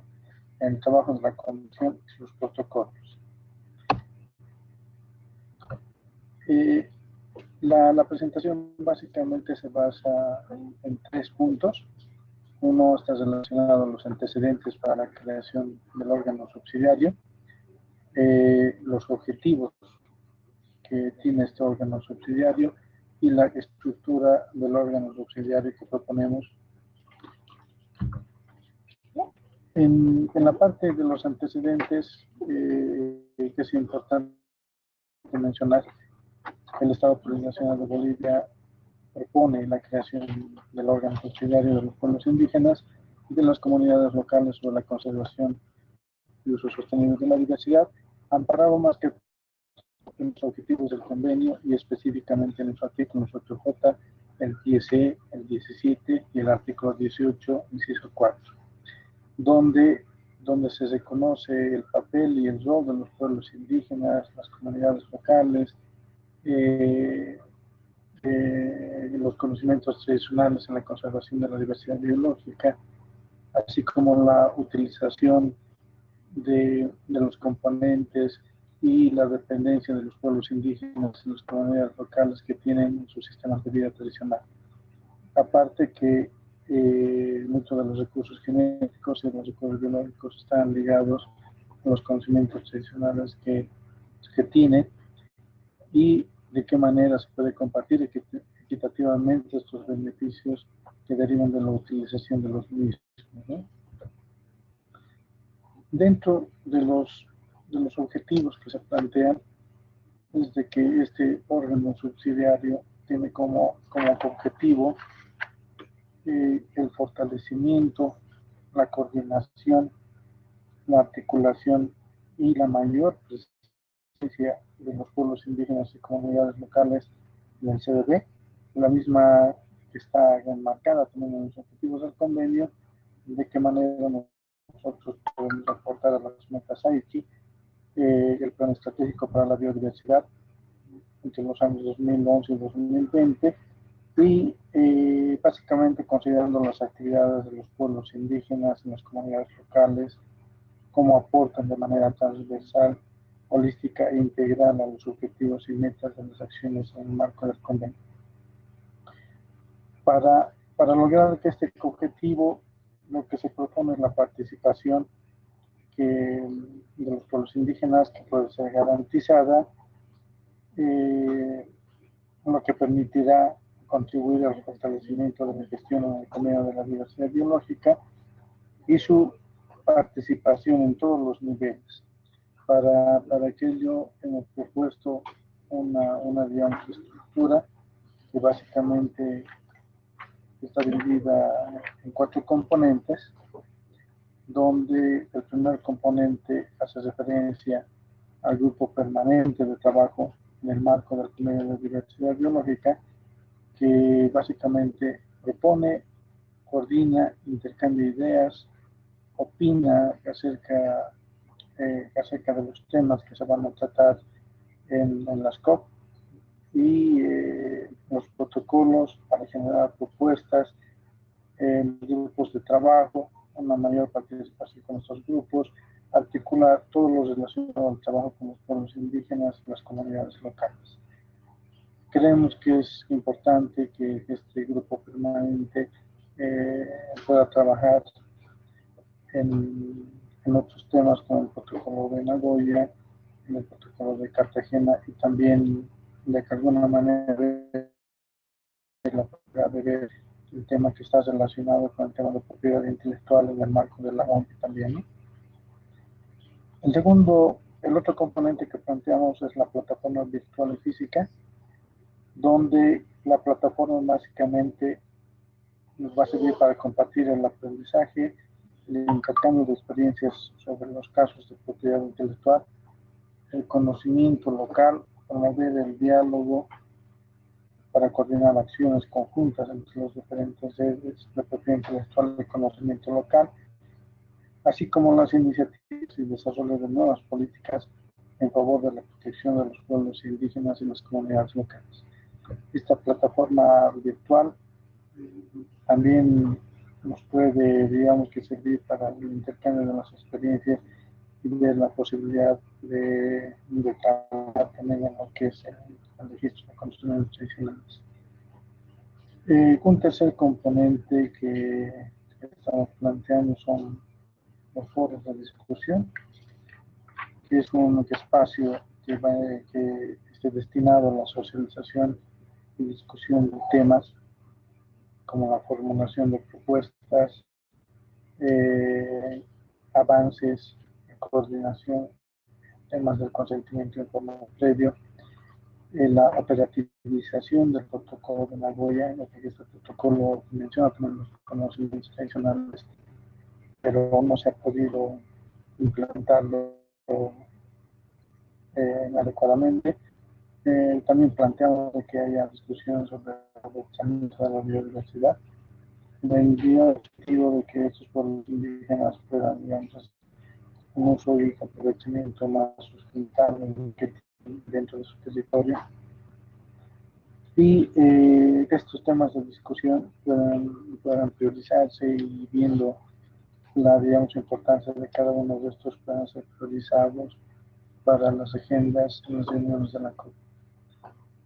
Finalmente, el último tema o el último componente que se plantea también en la generación de capacidades, donde está que el objetivo es el de fortalecer y apoyar los sistemas de propiedad intelectual, los conocimientos locales, a través de la elaboración de proyectos pilotos, la capacitación de los protocolos comunitarios que se han desarrollado, pero que todavía falta, digamos, ampliar más en muchos otros territorios, aunque en el caso de Bolivia, por ejemplo, se ha hecho un protocolo comunitario en valles, pero falta desarrollar todavía en tierras altas y en la parte amazónica. Esto está muy ligado al protocolo de Nagoya, como ya habíamos mencionado también, la mayor participación de los pueblos indígenas en lo que se refiere al protocolo de Cartagena, mejorar e intercambiar los conocimientos, las tecnologías, las prácticas sobre la conservación y uso sustentable de la biodiversidad, y en base a estas capacidades poder, digamos, tener una mayor participación y que los pueblos indígenas también tengan muchas más oportunidades de poder mejorar sus condiciones locales, ¿no? Bueno, básicamente esa sería la presentación que hemos preparado y bueno, estamos a las órdenes de sus preguntas. Gracias. Muchísimas gracias, Rafael, por su participación el día de hoy y esperamos que la licenciada Teresa Araleni se sienta mejor muy pronto. Le envío nuestros saludos, por favor.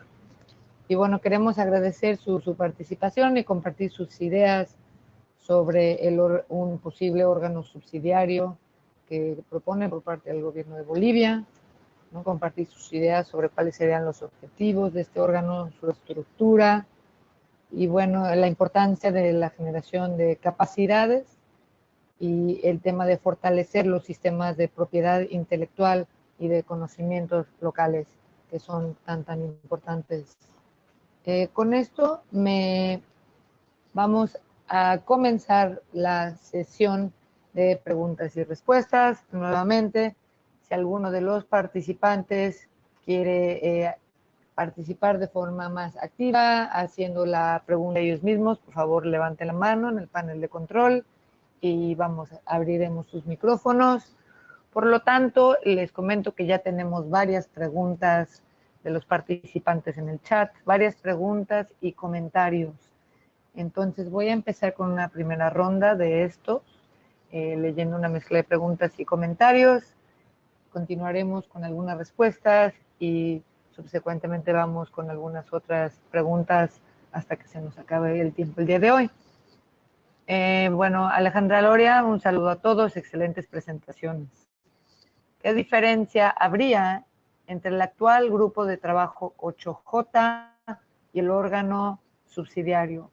Algunos de ustedes comentaron ya algunas diferencias, pero les pido por favor si lo pueden volver a aclarar para Alejandra.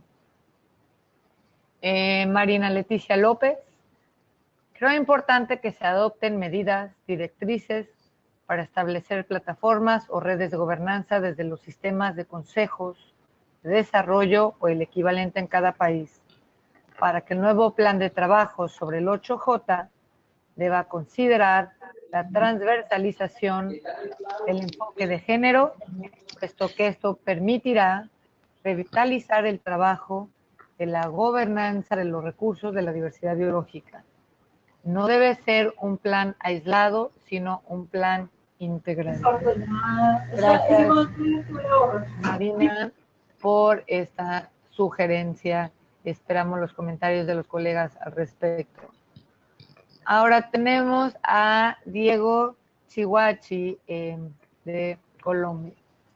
Bueno, Organización Nacional Indígena de Colombia. Pareciera que la Cancillería de Colombia olvida que el gobierno en 2018 presentó ante el Congreso el proyecto de modificación de la Ley 160 de 1994, que rige todo el tema de tierras, pasando por alto el concepto negativo de la Mesa Permanente de Concertación, donde se dan cita a todas las organizaciones indígenas de Colombia. Esta ley pone en riesgo nuestra cultura y autonomía, pues pone al servicio de la agroindustria nuestros territorios ancestrales. También olvida que el gobierno colombiano intentó aprobar la ley 1518 que implementaba la UPOB 91 y tuvo que ser la Corte Constitucional que la declarara inexequible por afectar los derechos colectivos de los pueblos indígenas.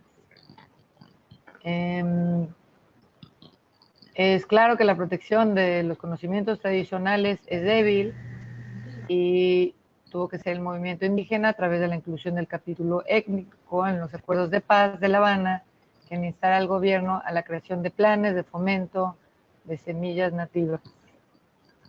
Bueno, y esto es su comentario, y no sé si de pronto, bueno, Jorge quisiera comentar al respecto.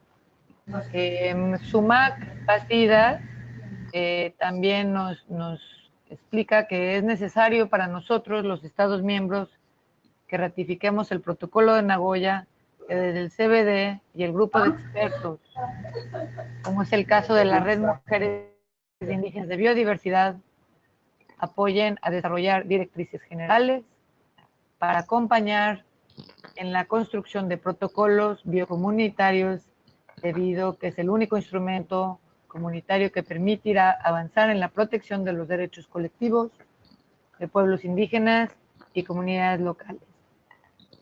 Ahora tenemos muchos más, pero me gustaría de pronto bueno, pedirles a los presentadores que si quieren compartir algún comentario al respecto, lo hagan en este momento, si no podremos seguir con los demás comentarios y preguntas.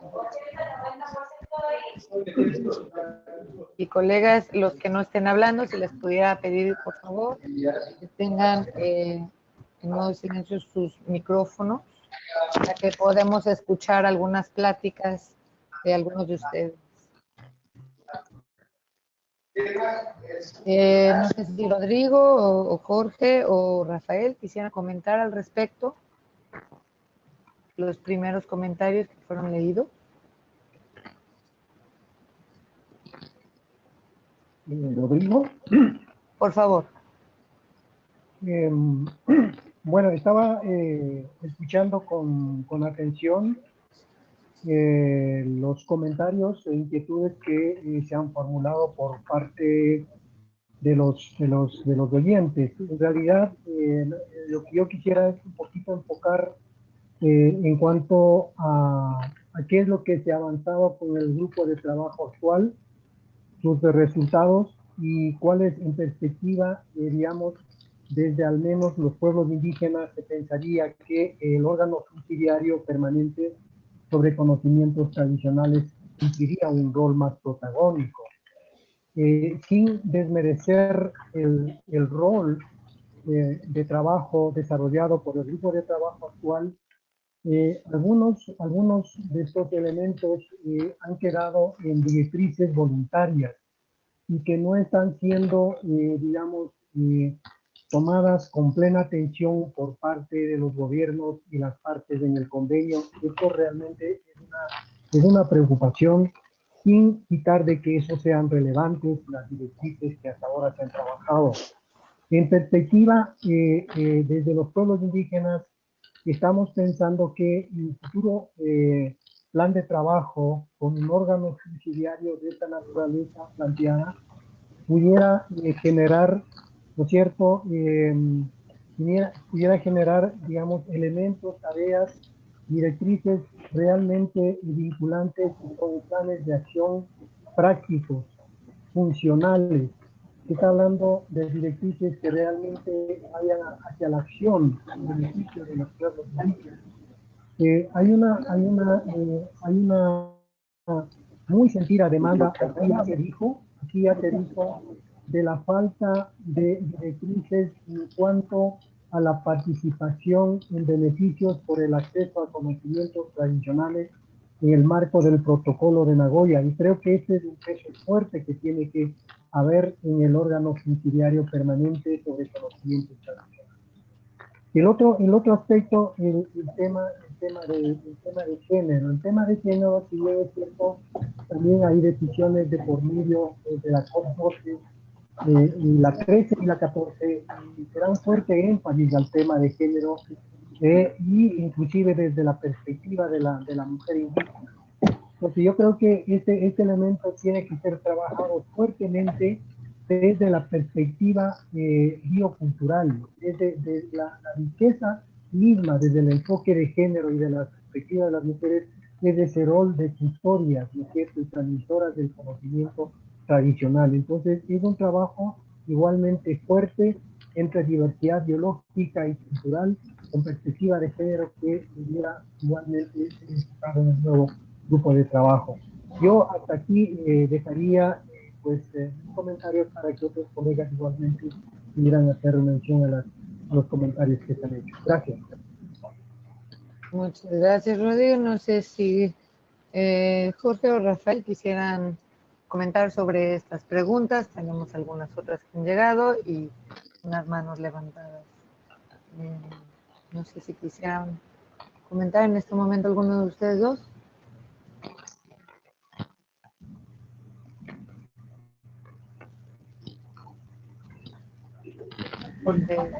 Sí, por favor. Gracias, Eva. Sí. Habla Jorge. Adelante. Gracias, Eva. Bueno, quisiera primero referirme a la primera pregunta frente a las diferencias entre el órgano subsidiario y el grupo de trabajo.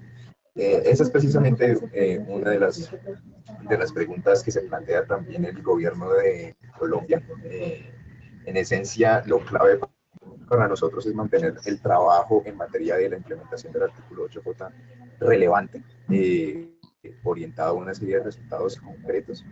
Y en ese sentido, sí nos parece que mantener el grupo de trabajo facilita el seguimiento a los productos que sean adoptados, que sean finalmente obtenidos, facilita la evaluación de la gestión del grupo.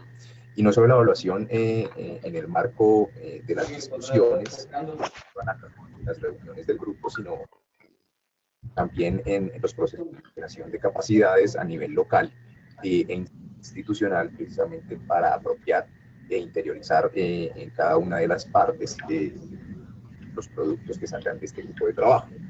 Precisamente creemos que hay una serie ya de órganos subsidiarios, en particular el SBI, que es relativamente reciente, que tiene una serie de funciones de seguimiento a la implementación de los protocolos que vendrían a traslaparse o duplicarse en caso de que se creara un órgano subsidiario, y solo dificultaría la dinámica de gobernanza que existe al interior del convenio. Entonces, por eso también nos parece muy importante que el grupo permanezca, y permanezca también con un plan de trabajo que tenga la capacidad de movilizar una serie de recursos y para ello vincular su relevancia para la implementación o consecución de las metas Aichi o del marco global para la biodiversidad post-2020, la Agenda 2030 e incluso compromisos del Acuerdo de París, pues será muy importante.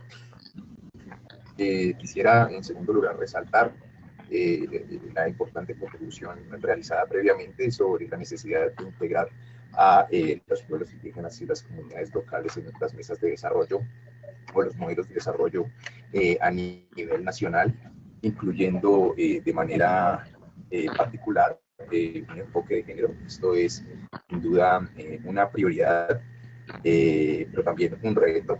Y en ese sentido también debemos decir que Colombia se ha esforzado para materializar este tipo de escenarios. De hecho, actualmente las metas del Plan Nacional de Desarrollo que exponía previamente en mi presentación se encuentran en proceso de consulta con los pueblos indígenas y las comunidades locales a fin de que se trabaje de manera mancomunada en la consecución de las mismas y que las mismas sean producto también del interés de las comunidades.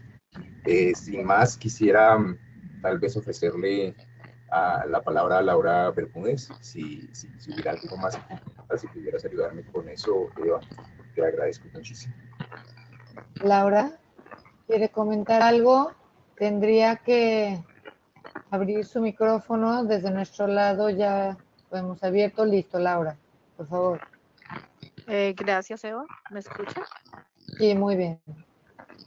Gracias, Eva, y gracias a Jorge y al resto de colegas por las preguntas. Efectivamente, frente a los comentarios realizados, es importante mencionar que desde el Ministerio de Ambiente y Desarrollo Sostenible de Colombia estamos trabajando desde hace varios años en bajar efectivamente las guías voluntarias y las recomendaciones del Grupo de Trabajo 8J a los procesos nacionales. Esto es un proceso obviamente que va a tomar mucho tiempo, es un proceso complejo que requiere la vinculación de todos los pueblos indígenas y comunidades locales en todos los niveles, no solamente en el nivel, digamos, de las organizaciones de segundo nivel, sino también directamente con las autoridades tradicionales a nivel local. Para eso nosotros tuvimos un proyecto JEF en el que trabajamos durante 4 años el tema de conocimiento tradicional y tenemos una política, recomendaciones para una política de protección al conocimiento tradicional en el marco del CBD. Un instrumento fundamental que fue trabajado con todos los grupos étnicos presentes en Colombia y que por supuesto queremos ponerlo ahora al servicio de este nuevo Plan Nacional de Desarrollo que nos da la oportunidad de trabajarlo y revivirlo a partir incluso, como decía Jorge, de la consulta previa que se hizo con estos pueblos para el Plan Nacional de Desarrollo. En ese sentido, estamos articulando con el Ministerio del Interior y Ministerio de Cultura para poder avanzar en la generación de esta política de conocimiento tradicional. Y pues por eso es tan importante que los planteamientos que se hagan a partir del nuevo plan de trabajo para la continuación del grupo vayan enfocados mucho hacia la implementación nacional. Ese es el gran reto que tenemos todos los países al interior, junto con las comunidades, y lo que quisiéramos es que este grupo de trabajo nos diera luces y nos permitiera a través de los intercambios, de las lecciones aprendidas y de los expertos poder tener esas herramientas para implementar a nivel nacional. Gracias.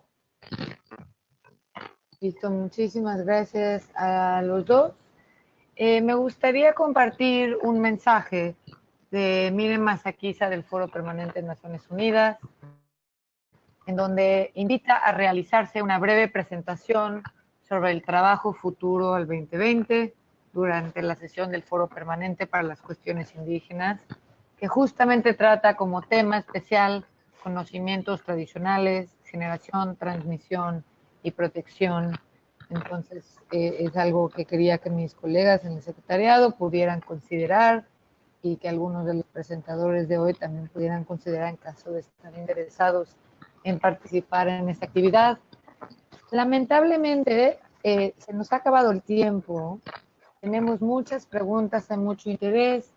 Como lo comentaba anteriormente, lo que vamos a hacer es compartir estas preguntas con los presentadores y luego enviarles sus respuestas.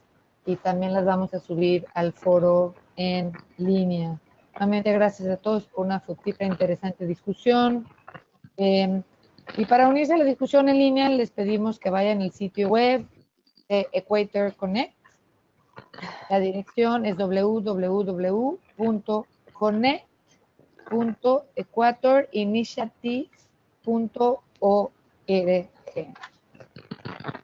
A todos ustedes, bueno, simplemente explicarles, Equator Connect es una comunidad de práctica albergada por la Iniciativa Ecuatorial del PNUD, que conecta a una variedad de partes interesadas a través de una plataforma interactiva para compartir buenas prácticas, recursos, éxitos y desafíos que enfrentan las comunidades locales y los pueblos indígenas.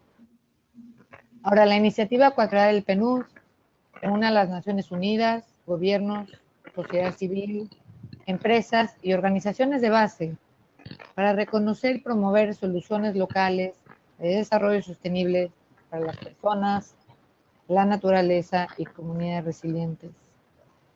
Bueno, asimismo quiero tomar esta oportunidad para recordarles que vamos a compartir los enlaces a la grabación del seminario web de hoy con todos ustedes, así como las presentaciones, y pedirles nuevamente que continúen participando en esta discusión sobre el artículo 8J y disposiciones conexas, respondiendo a la encuesta que recibirán en breve por correo electrónico y claramente compartiendo sus ideas en el foro de discusión en línea.